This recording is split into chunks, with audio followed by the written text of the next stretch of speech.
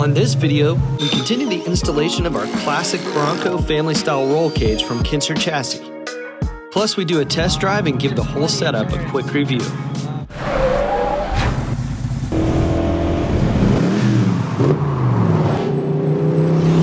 Also, if you have the resources, pulling the roll bar back out to get these bolt holes drilled nicely would be helpful.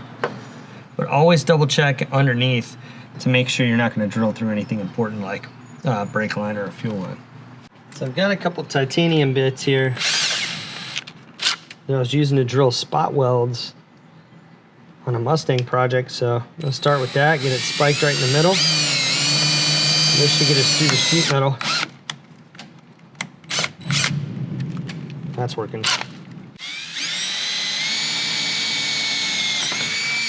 And keep in mind the fuel vent hoses do run right around that area, the fuel filler and fuel vent hose. Take a look underneath the truck and make sure you're not punching into anything nefarious like a fuel line, etc.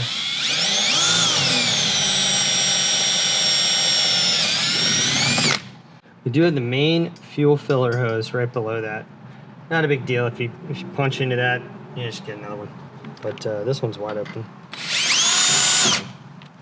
This is not a fuel line. It's just the fill hose.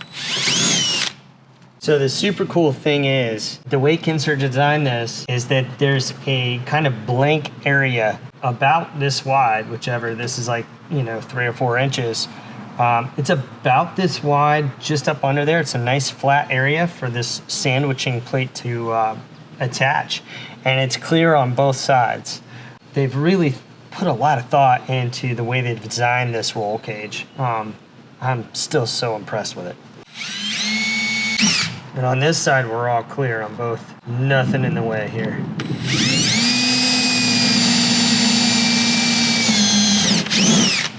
Before I started drilling on this side, I did put a single bolt in on that side to keep the flex. Like, it has a little bit of play. That'll keep this thing in place. Back to the Christmas tree. I got my pilot hole.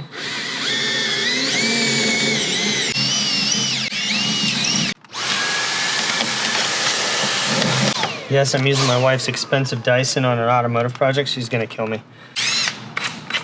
Drill it out to size. That's how we roll. Throw another single bolt on this side. Spike it, keep it from moving. So I've got these retaining plates. That side's gonna be harder to deal with because we have the fuel filler neck and we have a piece of frame that goes right by that piece. This one's a little farther outboard, so it's totally in the clear, so this retaining plate can go on that without a whole lot of trouble. Basically just gonna get around one of them and start this nut. There we go. This is why I was gonna do this on the lift, because it's a lot easier to get at this stuff. See, these all come down at a funky angle too, so there we go. So get this one tight, or snug rather. And yes, a ratchet, air ratchet, or cordless impact driver would make this a lot faster. My cordless impact driver is at the shop, so we just decided to bring all this stuff here because the lighting is better. And I have a cameraman to help. Got him? Got one. Got two. Got him? All right. I can't yank the roll bar around. I'm too weak to do it. Apparently. Get stronger. That's not something I can do. You can't get stronger? Everybody can get stronger. It's pretty cool, right? That they send you all the hardware? Yeah.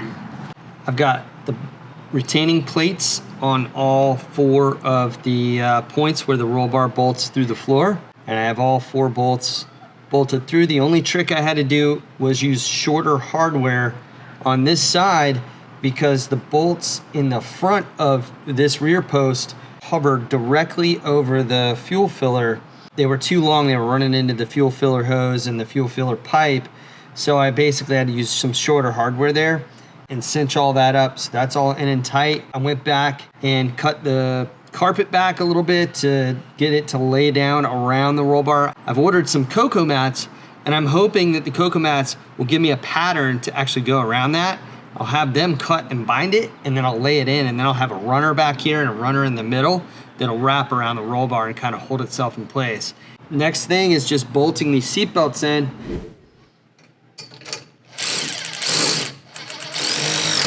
With the way this seat works is you got to drop this end around the seat. It has to be fished through. Don't go ahead and bolt it to the lower floor position first, because the way the seat is kind of open here, and then this bar either needs to come back to this original mounting point or go to the floor mounting point where it'll wrap around for the lap belt. It's just at a weird angle with the reel in there. I guess I can pull some of the material off and get to the bolts a little bit better. It's just when the reel's all full, it's, I'm gonna get to that. So that's in there. It's bolted in with one of these bolts. Gives it enough meat just to get through that sheet metal. It's got a lock washer, and it's got about 1/2 inch of retaining material in there, which is nice. It goes right into these bungs, which are welded into the roll bar. I've been using racing seatbelt eye bolts for some of this stuff, just because it gives me a couple hard points to mount some cargo netting or whatnot back here. And I kind of angle this a little bit so it makes the lap belt fold up nicely. I want to make sure the lap belts are kind of in a way, and when they get pulled across, fit flat across the passenger. Cool thing about this setup is this is a company called Retrobelt makes these, and it's got this nice stiff extension here for the seat belts, which will hold it up. A lot of times what happens is on these seats, it just falls down and you have to kind of reach through the seat to get it. So we're going to try it with this first, which should hold the attachment point for the lap belt beside the passenger's hips, so they can easily grab it. And there's these right angle brackets here, which go on the floor, and that gives you the opportunity to kind of move this up and down. These go into the floor, and it'll actually hold this nice rigid seatbelt thing right through the seat. And they're supplied with a bolt, nut, and a lock washer for this. Go through here.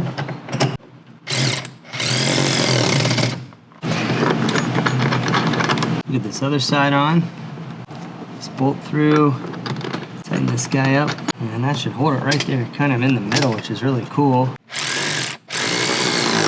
That's nice and tight. All right, this I had all kinds of wrong.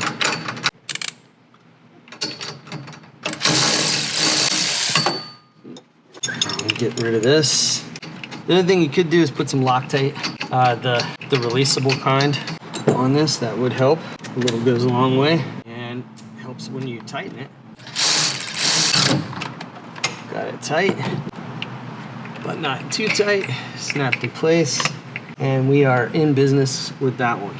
So yeah, it completes the rear seat assignment here. One last side.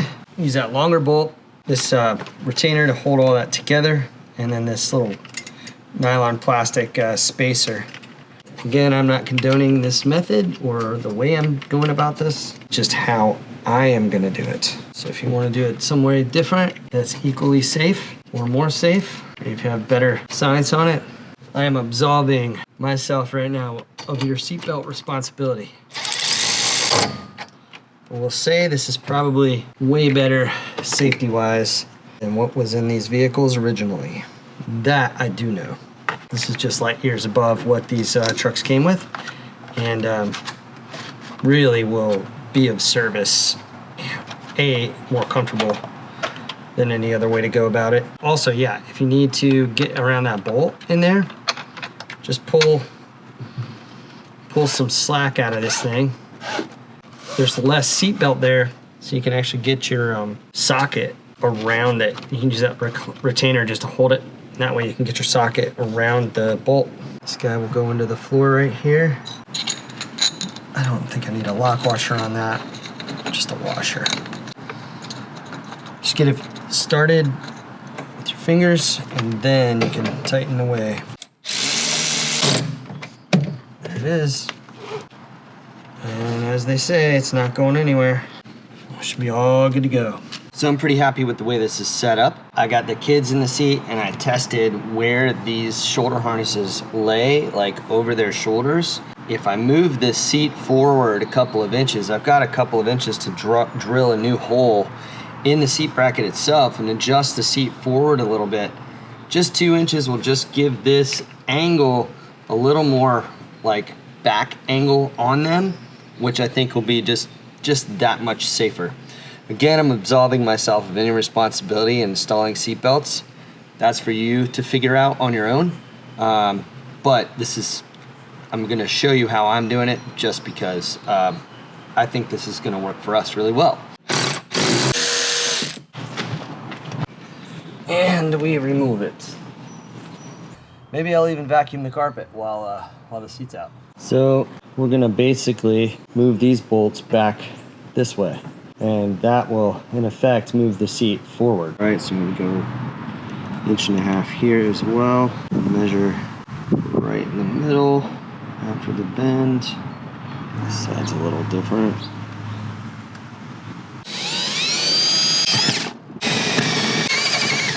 Should be good enough for a 5/16 18. It is.